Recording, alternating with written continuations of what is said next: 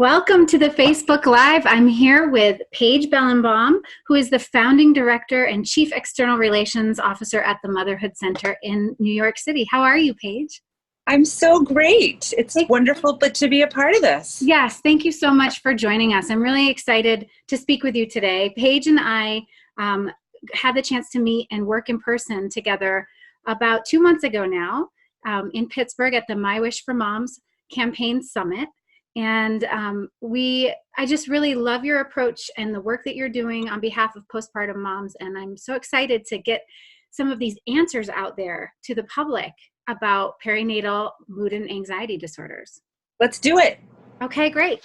All right. So these are some of the common questions that I've heard from the Mama Saga's audience, as well as other moms that I'm friends with, and some that I've had myself. So can you start by explaining the spectrum of perinatal mood and anxiety issues? So what are some common symptoms, the conditions that you see, and how would a mom know if she needs to seek treatment?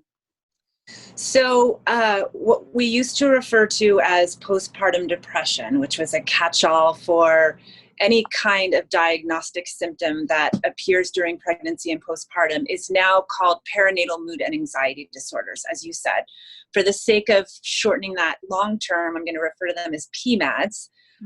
And what is important to note is that often, or previous to now, there was an assumption that PMADs only developed in the postpartum period, but actually 50% of all PMADs develop during pregnancy.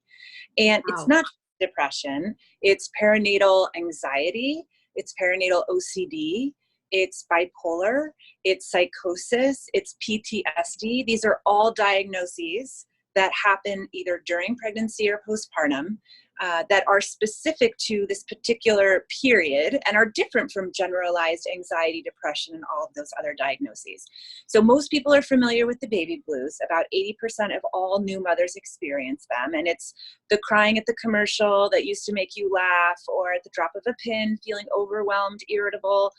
And the baby blues usually last for about 2 weeks. Mm-hmm. As clinicians, when we start to think there might be something else going on here, is if those symptoms continue past the 2-week mark and start to increase. So some very common symptoms that fit mostly under the category of postpartum or perinatal depression and anxiety, sadness, hopelessness, helplessness, feeling limited interest in doing the things that somebody used to perhaps really enjoy doing before, having a really difficult time making decisions, having difficulty sleeping even when the baby's asleep at night, because the anxiety is so rampant and it's kind of like a hamster wheel that a new mom cannot turn off. When eating is impacted, if mom loses her appetite or starts perhaps eating more than normal, that's a symptom that can be easily associated with either depression and or anxiety in the perinatal period.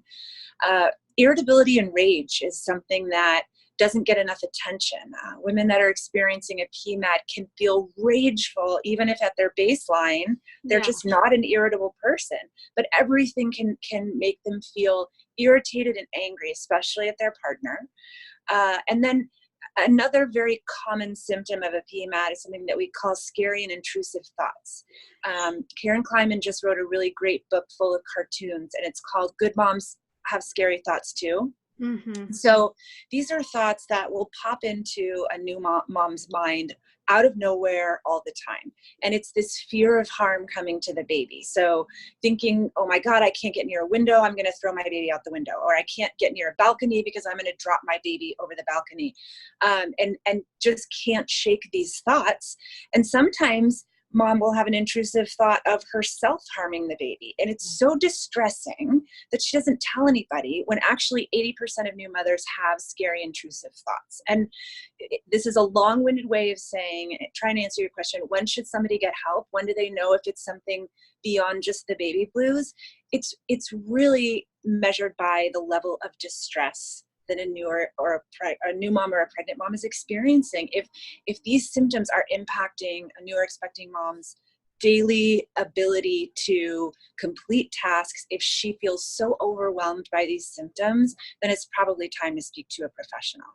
Yeah, that topic of the intrusive thoughts is one that I really think needs more attention and deserves more attention, because I had those thoughts myself with my second postpartum experience, and I had no idea how common they were. And Right. my immediate reaction was to shut it down and not Yeah. tell anyone about it, because I was so ashamed that I was having thoughts like I could bring harm to my baby. Right. And it took me 3 years after I had the baby to be able to actually voice it to somebody. Right. Right. And what's important here is, and we hear this every day, and it's unfortunate because when moms do feel distressed by these thoughts and tell a provider like an OBGYN or a pediatrician or even their general doctor, if those providers don't understand that this is common, then they might act the wrong way, right? And they might think, oh goodness, this is a new mom who's actually a harm to her child. Those of us who do this work, we know if you're afraid of the intrusive thought, if it gives you discomfort or fear or anxiety, you are not going to act on it. It's very different than what postpartum psychosis looks like, where in a psychosis, a mom is convinced that whatever the harm is, that it's the right thing to do. But these scary intrusive thoughts, if a mom is afraid of them, she's not going to do it. They're nothing to worry about other than the fact that it's causing mom an inordinate amount of distress having this thought over and over again. But it is something worth talking about and getting help Yeah, for. Yeah. absolutely. Because talk therapy can help mediate that. Medication, if necessary, can help that. The thing about PMADs, which is so important, is they are totally treatable. Depending on what level of care is a good fit for your symptoms and diagnosis, they are totally treatable. That's good to know. Let's talk about the treatment a little bit and the treatment options.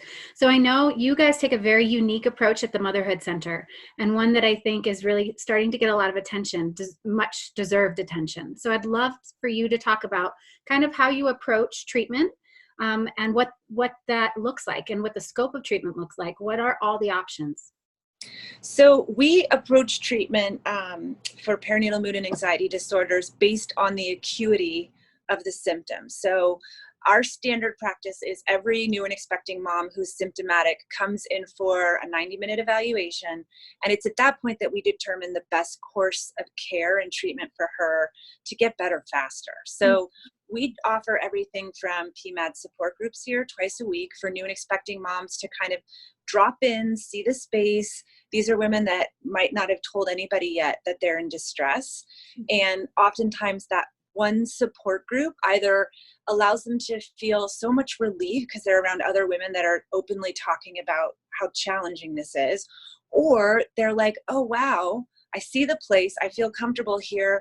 I think I might need a higher level of care. Mm-hmm. So what that looks like is outpatient therapy. We have social workers, we have psychologists, we have mental health counselors that specialize in perinatal mental health.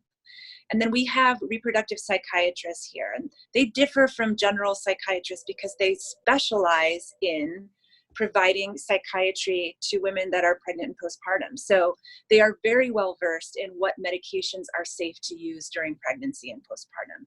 And then the level of care that we offer, which is offered nowhere else in New York City and only a handful of other places around the US offer, is this partial hospitalization program. Mm-hmm. We call it the DAY program. And this is for pregnant and new moms that are having a very, very difficult time caring for themselves and or the baby. They come here 5 days a week, 5 hours a day. We have an on-site nursery. They participate in therapeutic support groups with other women. Mm-hmm. They're all followed by an individual therapist and reproductive psychiatrist for medication. And we do dyadic work. So we have therapists that specialize in the mother-baby relationship. So they can work with moms on how to feel more comfortable separating from the baby, or if a mom is having difficulty bonding or attachment with the baby, how to practice feeling closer and improving that bond and attachment with the baby. Moms are here with us in the day program anywhere from 4 to 6 weeks, but I cannot tell you how amazing it is to see a woman come in on her first day of the day program and cry most of the time or hardly say anything, slowly grow and come out of her shell. And by the time that it's time for her to discharge, nobody ever wants to leave because this becomes their womb, literally. Mm-hmm. But to see the amount of drastic improvement that these women get to experience and really start to enjoy their pregnancy or becoming a mother, there's nothing like it. It's magic. That's amazing.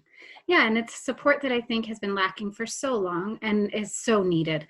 So I want to speak to the fact that these kind of develop at different times for different moms. Can you explain, like, what is there a common time frame postpartum where moms might develop a more serious PMAD that they might need to get attention for, or is it all over the place? So PMADs are sneaky little boogers in the sense that they can manifest at many different times. So as I started out by saying, 50% of all PMADs originate and develop during pregnancy. Mm-hmm. In the postpartum period, I would say, generally speaking, the majority of women that we see are symptomatic are within the first 3 months postpartum. But that is not the standard and golden rule. We have women who start to experience symptoms 6 months in, 9 months in. Sometimes an external stressor like going back to work or having, challenges within the relationship. These are things that can bring on a PMAD. Breastfeeding issues, sometimes the act of actually weaning. These are all things that can have a hormonal impact and can contribute to a woman developing symptoms at any time during pregnancy or 1 year postpartum. Now, that's kind of the clinical definition of when PMADs strike. For those of us that do this work, though, I can't tell you how many women have come to us with their second, third child that have been symptomatic since they were pregnant with their first, sometimes 2, 3, 4 years. They were just never treated. So they've had this continual level of depression and or anxiety over this whole period, but without having received any treatment. It now feels like their baseline. So it's why it's so important, if you are feeling any of these symptoms, to seek help as soon as possible, because like I said, treatment for PMADs works, and the sooner we can catch it and treat it, then the sooner mom can start to actually enjoy this transition to motherhood like she deserves to. Right. Yeah. So one thing I wanted to talk about, you mentioned that they often start in pregnancy. Is there anything that moms can do to prevent or, to set herself up for success postpartum where she might not experience a PMAD? Because I think a lot of pregnant women are scared of it. And totally. We don't have the conversations early on because we don't even want to think that that would be a possibility for us. Right. And that is not the woman's fault so much as it is the fault of, and I spent a lot of time talking to OBGYN practices and hospitals about this, and doctors in general. We provide women with ample amounts of information about gestational diabetes and other things that can happen during pregnancy and during delivery and postpartum. We spend 0 to 5% talking to women about how common perinatal mood and anxiety disorders are. 1 in 5 women. It's the number one complication associated with childbirth. So 5 women. As a society, we need to be doing a much better job. This needs to be standard birth preparation education. It just should be. So having said that, we're not quite there. But for women who have a history of any kind of mental illness, be it depression, anxiety, OCD, bipolar, we do know that women who have had a history of mental illness are at a much higher risk of developing a PMAD during pregnancy or postpartum. So it's important for women to know that. It's important for their partners and their family members to understand that they're at greater risk and what some of those symptoms might look like as they begin to develop in a pregnant or postpartum woman. So that, because when moms are in that place where they feel like they're drowning in a sea, and it's why our logo is a life preserver, it renders a mom frozen and incapable of doing anything for herself, right? And so family members need to recognize what it looks like and be ready to throw in the life preserver and pull mom out of the water, because 99% of the time she's going to have a really hard time doing it herself.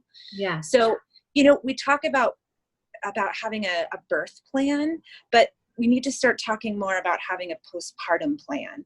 And that needs to cover everything from who's going to be helping me care for this baby besides my partner for the next month to 3 months, who's going to be preparing my meals, and what if I develop any kind of emotional struggles or PMAD symptoms in the postpartum period?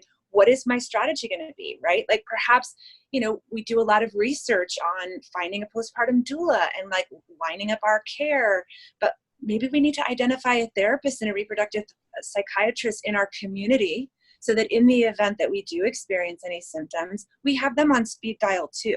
Mm-hmm. Being prepared is prevention.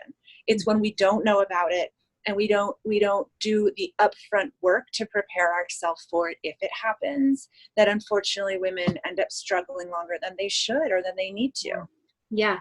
You mentioned the role of partners, and I want to talk about that a little bit because they're obviously on the front lines of the postpartum experience as well. So what does a partner need to know about what signs to look out for, what questions to ask, how they can best support a mom, or, seek treatment if she can't do those things for herself?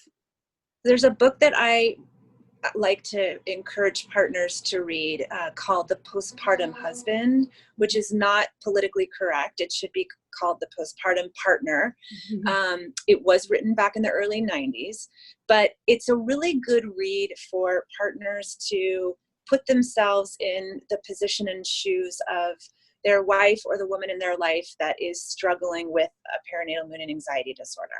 I also run a partners group here for women in the day program. Their partners come every Friday for an hour, and it's just a great opportunity for them to talk about what it's like for them, mm-hmm. and to recognize that they're not alone and that there are plenty other partners sitting around that table that are in a similar situation. Mm-hmm. But I think what partners need to know is that if there's any kind of irritability or rage that's coming at them, it's more about mom really struggling with her symptoms than it is about dad or partner doing anything wrong. Mm-hmm. That when mom starts to exhibit high level of anxiety and starts to get worried about all the things that could happen to the baby and starts to run around the hamster wheel, when you ask a mom to just stop doing that, why are you doing that? When you're experiencing and suffering from anxiety, you can't stop it.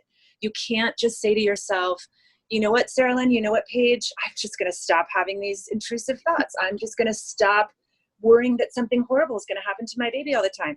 That's why we have treatment interventions. So patience and recognizing that when a mom is struggling, she cannot snap out of it. Mm-hmm. If she's feeling depressed and she can't get out of bed, or if she is crying all the time and you want to just say, but you should just be so happy. We have this happy, healthy baby. Look, we're all okay. Why can't you be happy? When a mom's depressed, she can't turn that switch on. She needs help. She needs treatment. So patience and recognizing that when a mom is in that place, she can't a lot of the time just make it go away. And that what she really needs is she needs you to hold her in your arms and say, it's going to be okay. I got you. We're going to figure this out together. And we're going to take all the time we need to get you to a better place. I know we're going to get there. But first, let's try to find you some help.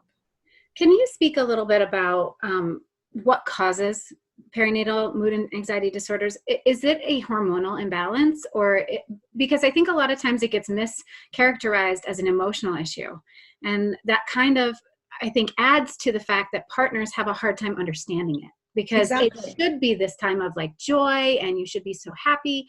But for mom, it feels completely the opposite. Like she doesn't often understand what's happening either. She doesn't always understand why she's feeling the way she is feeling.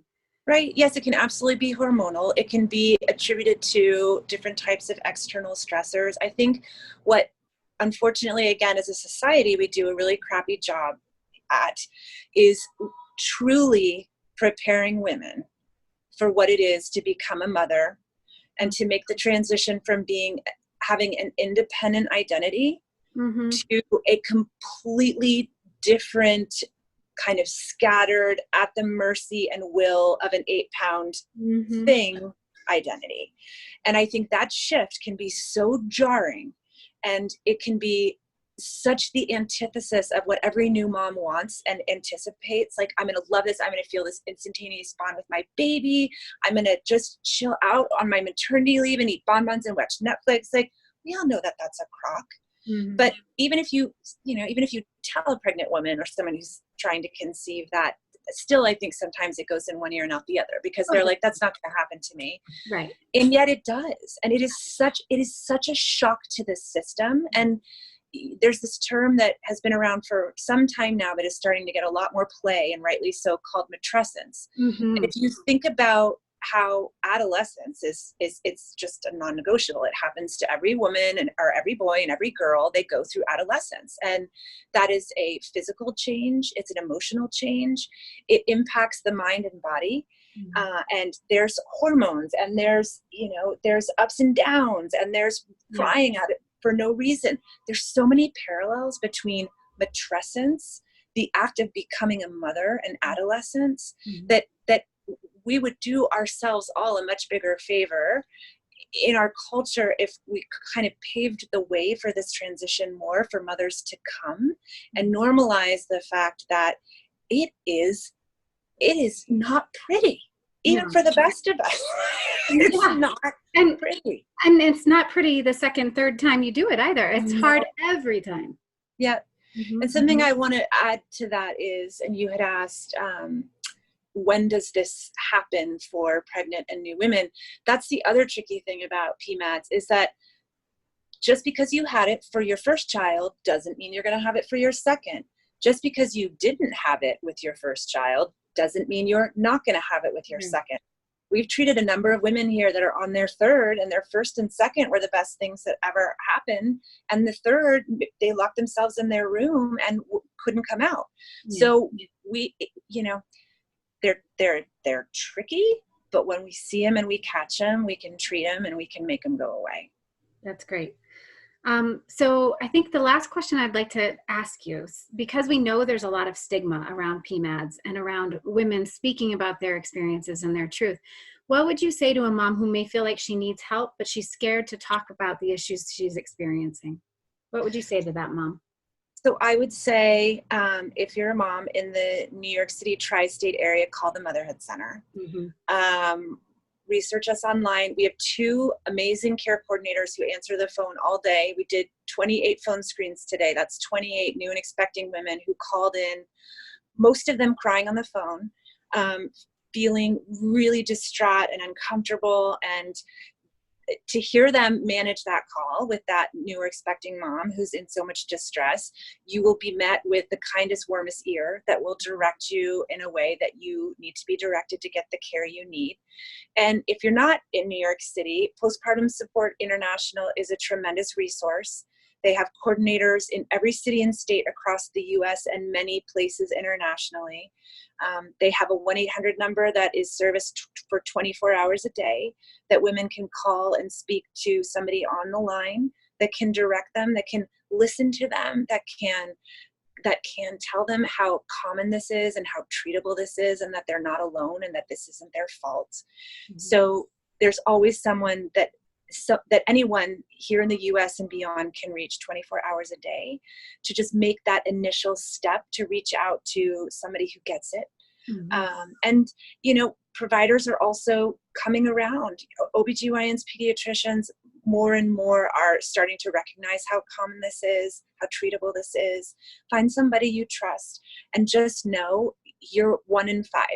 And for those of us who do this work every day, we know it's more like 1 in 3. It's that tricky stigma that still exists around mental illness, especially maternal mental illness. But there hasn't been a room I've sat in of new moms where that statistic hasn't played out, where in a group of 10, at least 2 women are struggling. In a group of 20, at least 4 women are struggling. It is that common. And sometimes it's as simple as confiding in another newer pregnant mom. I'll leave you with a story that I like to tell. After I had my son, I do this work because I had severe postpartum depression and anxiety after my son was born. And after not leaving the house for weeks, one day I dragged us out, went to a park, and remember looking around at all these other new moms smiling and laughing with their kids, and just feeling like I'm the only person in the world who feels this way. And this beautiful woman started walking towards me, and she had makeup on and her hair done, and she was, back to her size 2, and she had this little baby all in pink, and she was coming towards the bench I was on. I was like, please do not sit down next to me, please, because I am not you, and I can't. But she did. And she was cooing at the baby, and the baby was smiling at her, and she looked over at me. She said, "Isn't this the greatest thing that ever happened to you?" And I looked at her and I said, "No, this is the hardest thing I've ever done. And sometimes I wish I never did it." And her smile started to fade and she started to cry. And she said, "Thank you so much for saying that. I feel the same way." So even the people that we see That makes me cry. that look like they're all together, they're not. Yeah. We're not alone. Yeah. Yeah. Well, thank you so much, Paige. I adore you. I love talking with you, and I love the work that you're doing. And I think that we together collectively can make a big change if we keep adding all these voices to the conversation. I agree. Thank you for shedding so much light on this, for giving it so much attention. And you keep doing your great work. I will. And I can't wait to come visit the Motherhood Center.